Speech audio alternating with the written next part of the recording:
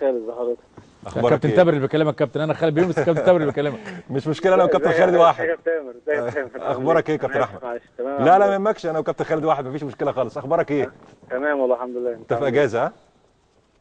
ايه؟ في اجازه انت ها؟ لسه راجع امبارح. هو كانت الاجازه الاسبوع اللي فات، بس انا كنت عملت عمليه، فكان عندي مع الدكتور، فقعدت 5 ايام.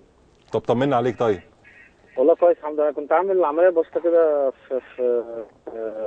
في انفي. كان عندي كده في عظمه مكسوره جوه، فكانت مؤثره عليا شويه في التنفس. عظمه مكسوره ولا عظمه زياده؟ لا مكسوره. مكسوره. هي كانت خبطه كده، كذا خبطه يعني ورا بعض. لا الف فكانت سلامه مضايقاني عليك. في التنفس وكده، فكنت طلبوا مني ان اعملها، فعملتها يعني الحمد لله. الف سلامه عليك يا كابتن. الله يسلمك. انا سامع ان في مفاوضات هنا من مصر، ها، من النادي الاهلي او الزمالك. والله ما اعرف حاجه والله يا كابتن. يعني انا ما عنديش، يعني ما حصلش اتصال. ما حدش اتكلم معاك خالص ولا اتكلم مع لا الوكيل بتاعك؟ لا خالص والله خالص. كلها اجتهادات صحفيه يعني؟ والله انا ما فيش حد كلمني خالص. وانا اتمنى طبعا، يعني اتمنى اللعب في النادي الاهلي او في نادي الزمالك. يعني زي حضرتك عارف في مصر بالذات، يعني الناديين دول بيبقى مستقبل للعيب بيبقى كويس، وبتبقى حاجه كويسه في تاريخه طبعا. طب بصراحه تحب تكمل بره ولا تيجي تلعب في مصر في الاهلي والزمالك؟ والله اقول لحضرتك حاجه. يعني انا يعني يمكن مش عارف حضرتك تعرف ولا لا. انا كنت رايح سنه بره في ليرس اعاره. ف يعني انا رجعت ويعني نهيت مش هكمل يعني. مش هكمل في ليرز. اتكلمت مع مستر ماجد وطلبت منه ان ارجع.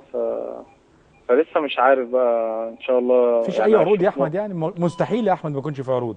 يعني انا بنتكلم احمد سعيد اوكا، يعني لعيب من لعيبه منتخب مصر، لعيب والله ما فيش اساسي، حاجه، والله ما قلب فيش دفاع حاجه ممتاز والله جدا. رسميه يا كابتن خالد. هو كل الموضوع اجتهادات وبعدين انا لسه، يعني انا لسه ليا سنتين في دجله، فانا موجود مع النادي.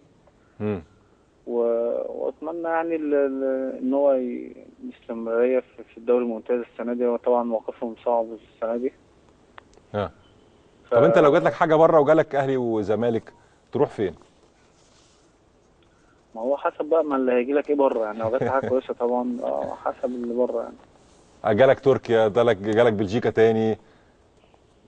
لا يبقى بقى يعني هي دلوقتي في مصر الموضوع مش يعني لسه برضه مفيش استقرار قوي. بس هي برضه كابتن حسب يعني ما انا كنت في نادي بره. يعني انا الطبيعي كنت في نادي بره، كنت ممكن اكمل. بس يعني حسب برضه الظروف اللي في النادي. يعني انا يعني مش مستريح في. انا شفتش فيه هتافات عنصريه وبتاع. اسالك سؤال خبيث شويه يا احمد. هل نادي ليرز، مع كل احترامه والتقدير طبعا، نادي من الانديه الكويسه بالنسبه لبلجيكا، ولكن انديه تعتبر بالصف الثالث بالنسبه لبلجيكا، هل ده يتناسب مع طموحات وقدرات احمد سعيد اوكا؟ والله يا كابتن اقول لحضرتك الصراحه، يعني انا ده من اسباب رقم 1 و2 و3 ان انا رجعت.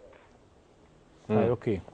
ان هناك مفيش طموح خالص. يعني هو القصه كلها هناك ان انت تقعد في الدوري بس. طموحهم البقاء في الدوري بس. يعني انا السنه دي بالنسبه لي الصراحه عانيت كتير قوي.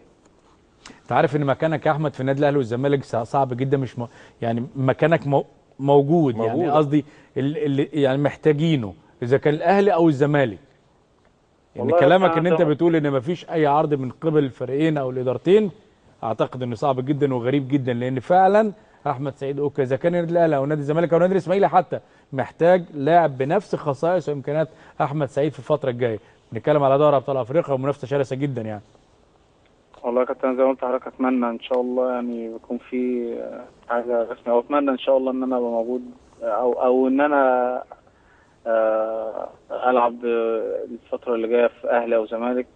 زي ما قلت لحضرتك بتبقى في تاريخ الواحد حاجه كويسه طبعا مشرفه. اكيد. واللي فيه خير ربنا يقدم ان شاء الله يا كابتن احمد. كابتن احمد سعيد اوكا طبعا بشكرك شكرا جزيلا والف سلامه.